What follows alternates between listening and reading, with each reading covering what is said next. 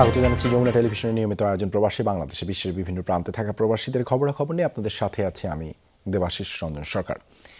বাংলাদেশ কোনো স্যাংশনে ভয় পায় না বলে মন্তব্য করেছেন প্রধানমন্ত্রী শেখ হাসিনা। বলেন, স্মার্ট বাংলাদেশ গড়ার প্রস্তুতি শুরু করেছে আওয়ামী লীগ সরকার। যুক্তরাষ্ট্রে এক মত বিনিময় সভায় তিনি কথা বলেন। আগামী জাতীয় নির্বাচনে ভোটের মাধ্যমে মানুষ আস্থার প্রতিদান দেবে বলেও আশা করেন শেখ হাসিনা। বুধবার যুক্তরাষ্ট্রের ভার্জিনিয়ায় স্থানীয় আওয়ামী লীগের মত বিনিময় সভায় বক্তব্য দেন প্রধানমন্ত্রী শেখ হাসিনা। তিনি বলেন, ডিজিটাল বাংলাদেশ তৈরির কথা দিয়েছিলেন, সেটা করেছেন। নির্বাচন সামনে রেখে ইশতেহার প্রস্তুত করা হচ্ছে।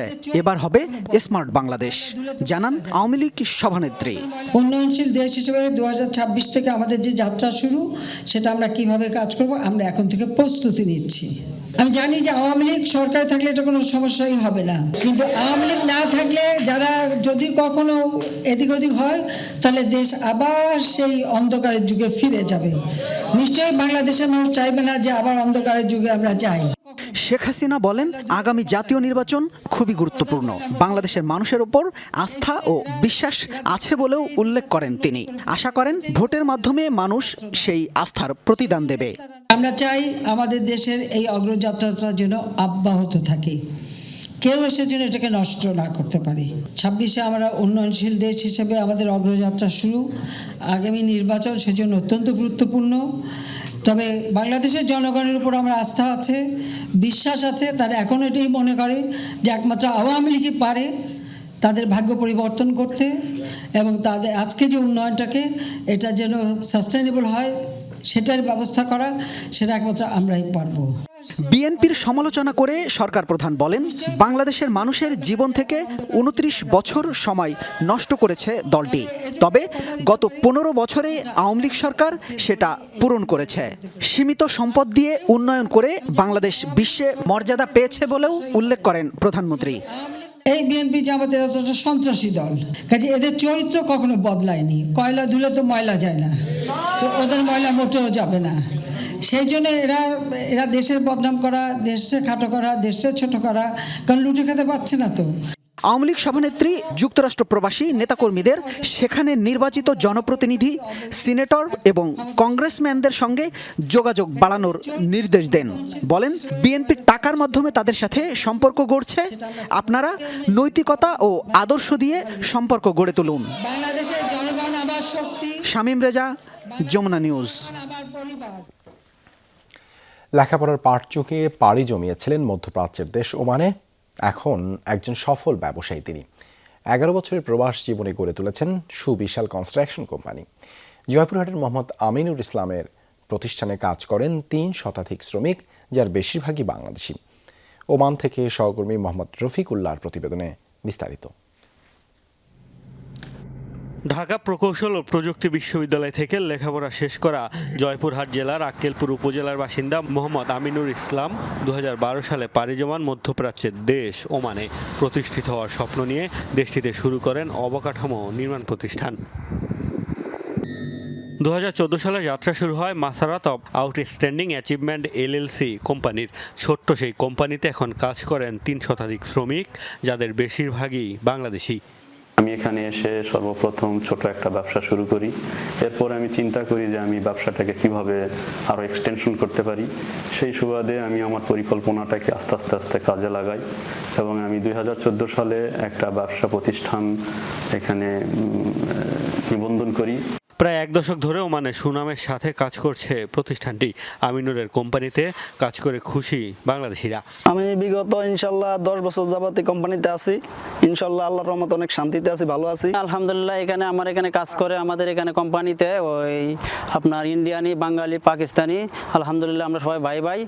আমিনুরের দাবি, দক্ষতায় অন্যদের চেয়ে এগিয়ে বাংলাদেশি শ্রমিকরা। বলছেন, দেশটিতে দক্ষ কর্মী পাঠানো গেলে বাড়বে রেমিটেন্স। আমরা যদি দক্ষ শ্রমিকের মাধ্যমে কাজের কর্মসংস্থান যে ব্যবস্থা করতে পারি, এখানে শ্রমিকদের অনেক ডিমান্ড, এবং দক্ষ শ্রমিকেরা যেভাবে কাজ করে অন্য দেশের শ্রমিকদের চেয়ে তাদের ডিমান্ডটা অনেক ভালো। ব্যবসার পাশাপাশি বিভিন্ন সামাজিক কাজেও জড়িত আমিনুর ইসলাম। দেশের কল্যাণে কাজ করতে চান এই প্রবাসী ব্যবসায়ী।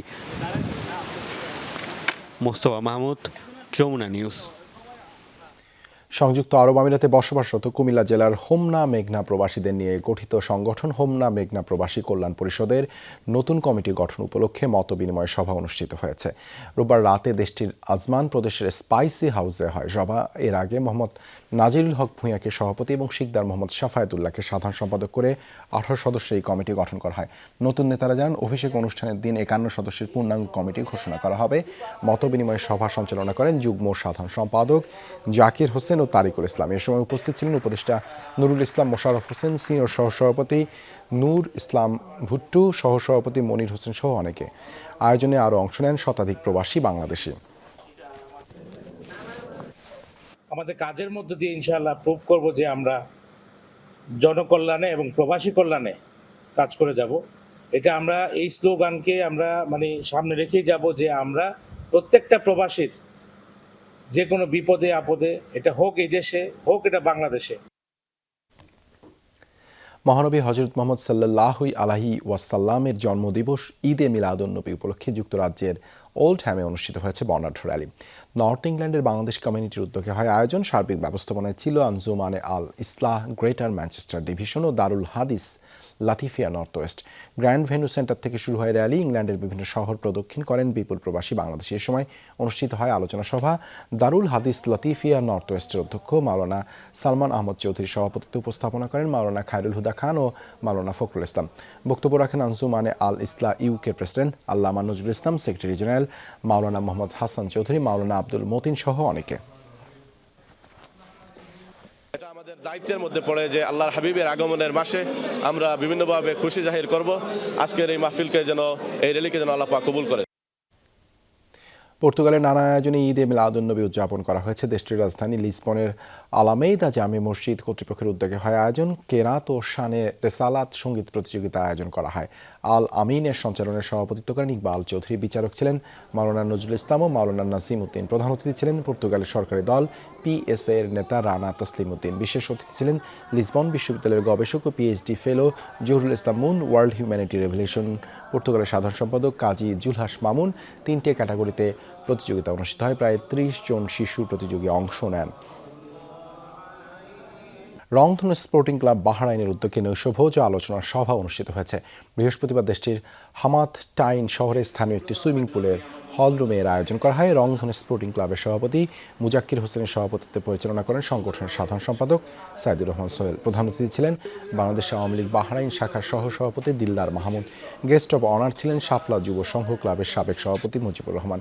বিশেষ অতিথি ছিলেন ইব্রাহিম হোসেন, মোজাহিদ হোসেন, শাওন আহমেদ, মহসিন শরীফ আহমেদ, রোমান আহমদ সহ অনেকে। আলোচনা শেষে দেশের মঙ্গল কামনা করে বিশেষ দোয়া ও মোনাজাত করা হয়। বন্ধুবর মুজাক্কির হোসেনের নৈশভোজ অনুষ্ঠানে উপস্থিত হতে পেরে খুবই আনন্দিত হয়েছি এবং আমি ওনার উত্তরোত্তর সফলতা কামনা করি। এই অনুষ্ঠানে এসে এই অনুষ্ঠানকে সাফল্যমণ্ডিত করার জন্য আমি সবার প্রতি কৃতজ্ঞতা জানাচ্ছি। ধ্বংসস্তূপ থেকে ঘুরে দাঁড়াতে শুরু করেছে শ্রীলঙ্কার অর্থনীতি। 11 মাসের ব্যবধানে মূল্যস্ফীতি 70% থেকে নেমে এসেছে 4%। বেড়েছে প্রবাসী আয় ও রিজার্ভের পরিমাণ। অর্থনীতিবিদরা বলছেন, সমস্যা চিহ্নিত করে সংস্কারের পথে হেঁটেছে দেশটি। সামষ্টিক অর্থনীতিতে স্থিতিশীলতা ফেরাতে আর্থিক ও মুদ্রানীতি সবচেয়ে বেশি ভূমিকা রেখেছে। বিশ্লেষকদের মতে শ্রীলঙ্কা থেকে শিক্ষা নিলে বাংলাদেশও রিজার্ভের পতন এবং মূল্যস্ফীতি নিয়ন্ত্রণে আনতে পারবে। গেল বছরের শুরুতে চরম অর্থনৈতিক সংকটে পড়ে শ্রীলঙ্কা। প্রবাসী আয় ও পর্যটন নির্ভর দ্বীপরাষ্ট্রের রিজার্ভের পরিমাণ নেমে আসে তলানিতে। বিদেশি ঋণ পরিশোধে ব্যর্থ হয়ে দেউলিয়া ঘোষণা করে দেশটি।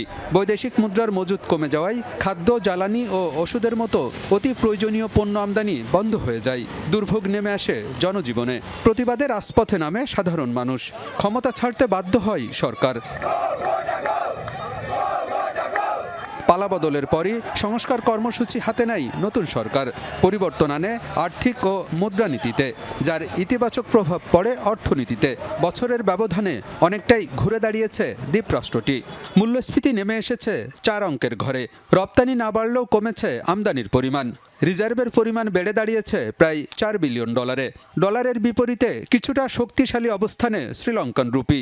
যে কারণে তারা খাদের কিনারে চলে এসেছিল, সেইগুলোকে তারা প্রথমত স্বীকৃতি দিয়েছে যে এগুলো ভুল পদক্ষেপ ছিল, সেইটা শুধরানোর জন্য দ্রুত পদক্ষেপ নিয়েছে। ইন্টারেস্ট রেট পলিসি, তাদের মনিটারি পলিসি, তাদের যে ফিসক্যাল ম্যানেজমেন্ট, সেগুলো অনেক টাইটার ছিল ওই সময়, খারাপ সময়ে। এইটার রেজাল্টে তারা ঘুরিয়ে দাঁড়িয়ে গেছে। বৈদেশিক মুদ্রায় বড় ধরনের ভূমিকা রেখেছে পর্যটন ও প্রবাসী আয়। বছরের ব্যবধানে পর্যটন থেকে আয় বেড়েছে 25% আর প্রবাসী আয় 76%। অর্থনীতিবিদরা বলছেন, কাঠামোগত সংস্কারের জন্য সরকারি নীতির প্রতি আস্থা বেড়েছে মানুষের। কেন এখন রেমিটেন্স শ্রীলঙ্কাতে আগের অবস্থায় থেকে বেশি হয়ে গেছে? কেন? আস্থা ফিরে আসছে। আস্থাটা কিসের উপর? পলিসির উপর। প্রবলেমটাকে স্বীকার করেন এবং সেইটার ভিত্তিতে ভবিষ্যৎ পরিকল্পনাটাকে আবার ঢেলে সাজান, তখন তো কনফিডেন্স ফিরে আসে, কারণ ভুল তো হতেই পারে। অর্থনীতিবিদরা বলছেন, অর্থনৈতিক সংকট কাটাতে শ্রীলঙ্কা থেকে শিক্ষা নেওয়া উচিত। টাকা পাচার ঠেকানোর পাশাপাশি ডলারের বিনিময় মূল্য বাজার ব্যবস্থার উপর ছেড়ে দিতে হবে, না হলে সংকট আরও ঘনীভূত হবে। খাদে যাওয়ার পথে যে কাজগুলি করেছিল সেগুলো থেকে শিখলাম যে ওগুলো করবো, নাকি পরে ওই খাদে পড়ার পরে ঘুরে দাঁড়ানো জায়গাতে সেখান থেকে শিখবো। আমার তো মনে হয় আমরা ওই আগের মডেলেই আছি, যার কারণে আমাদের সংকটটা এখন তীব্রতর হচ্ছে। শ্রীলঙ্কাতে বিশালভাবে টাকা পাচার হয়েছে তখন আমাদের এখনো চলছে। সরকার যদি চেক না দেয় তাহলে তো টাকা পাচার বন্ধ হবে না, তাহলে তো আমাদের রিজার্ভ আসবে না, আমার রেমিটেন্স আসবে না, আমার এক্সপোর্টের প্রসেসটা ব্যাংকে জমা হবে না। তবে নির্বাচনের আগে সরকার সংস্কারে কতটা আগ্রহী তা নিয়ে সংশয় আছে অর্থনীতিবিদদের। আমার মনে হয় না তারা সেটা করবে। আলমগীর হোসেন, যমুনা নিউজ, ঢাকা। অভিবাসন প্রত্যাশীদের আশ্রয় দিতে গিয়ে নানা জটিলতায় পড়েছে ইউরোপের দেশ ইতালি। বিপুল সংখ্যক মানুষের বাসস্থান ও খাদ্যের যোগান দিতে রীতিমতো হিমশিম খাচ্ছে প্রশাসন। স্থানীয়দের অভিযোগ, বিভিন্ন অপরাধেও জড়াচ্ছে অভিবাসন প্রত্যাশীরা। এতে বাড়ছে ক্ষোভ। অবৈধ প্রবেশ ঠেকাতে মেলেনি প্রশাসনের ব্যর্থতাকে দায়ী করছে ইতালিয়ানরা। অভিবাসন প্রত্যাশীদের ঢল সামলাতে রীতিমতো নাকানি চুবানি খাচ্ছে ইতালির সরকার। সম্প্রতি ভূমধ্যসাগর পাড়ি দিয়ে হাজার হাজার আশ্রয়প্রার্থীর প্রবেশের জেরে দেখা দিয়েছে এ সংকট। 7,000 বাসিন্দার ছোট্ট দ্বীপ ল্যাম্পেদুসায় গত এক সপ্তাহে প্রবেশ করেছে 10,000-এর বেশি মানুষ। বাধ্য হয়েই তাদেরকে সিসিলিতে সরিয়ে নিচ্ছে প্রশাসন। ধারণ ক্ষমতার কয়েকগুণ বেশি অভিবাসীকে রাখা হচ্ছে আশ্রয় কেন্দ্রে। এত বিপুল সংখ্যক মানুষের খাবার, পানি, আশ্রয় ও স্বাস্থ্যসেবা নিশ্চিতে হিমশিম খাচ্ছে স্থানীয় প্রশাসন ও স্বেচ্ছাসেবী সংগঠনগুলো। এতে তৈরি হয়েছে তীব্র মানবিক সংকট। এমন পরিস্থিতিতে অনেক অভিবাসন প্রত্যাশীর মধ্যেই অপরাধ প্রবণতা দেখা দিয়েছে বলে অভিযোগ স্থানীয় বাসিন্দাদের। মারামারি, ভাঙচুর, চুরির মতো অনৈতিক কর্মকাণ্ড করছে তারা। এ নিয়ে ক্ষুব্ধ স্থানীয়রা আশ্রয় প্রার্থীদের প্রবেশ বন্ধে করেছে বিক্ষোভ। পরিস্থিতি মোকাবেলায় মেলোনি প্রশাসনের ব্যর্থতাকে দায়ী করছেন তারা। ইউরোপীয় কমিউনিটিকে জানাতে চাই, ল্যাম্পেদুসা আর অভিবাসীদের চাপ নিতে পারবে না। আমাদেরও সন্তানদের সুরক্ষা নিয়ে চিন্তা আছে। এখানে ভবিষ্যতে তাদের সাথে কি হবে তা আমরা জানি না। আর কেউ যেন ল্যাম্পেদুসায় না ঢোকে। আমরা আর কাউকে চাই না। সরকারকে বলতে চাই আমরা বিরক্ত। অভিবাসন প্রত্যাশীদের জন্য অন্য কোনো দেশের সহায়তাকেও এই সংকট মোকাবেলায় বাধা বলে মনে করছে দেশটির ক্ষমতাসীন ডানপন্থী সরকার। এনজিওগুলোতে জার্মানির অর্থায়ন নিয়ে নাখোশ মেলোনি প্রশাসন। আশ্রয় প্রার্থীদের প্রবেশ ঠেকাতে কঠোর অবস্থানে যাওয়ার ঘোষণা দিয়েছে সরকার। এবছর এখনো পর্যন্ত 1,26,000 অভিবাসন প্রত্যাশী পৌঁছেছে ইতালিতে, যা গত বছরের তুলনায় দ্বিগুণ। মধ্যপ্রাচ্য ও আফ্রিকার দেশগুলোয় রাজনৈতিক অস্থিরতা আর অর্থনৈতিক সংকটের জেরে উন্নত জীবনের আশায় মানুষের মধ্যে ইউরোপে প্রবেশের প্রবণতা বাড়ছে। প্রিয়াঙ্কা চক্রবর্তী, যমুনা নিউজ। এই ছিল প্রবাসী বাংলাদেশে এতক্ষণ সাথে থাকার জন্য ধন্যবাদ সবাইকে।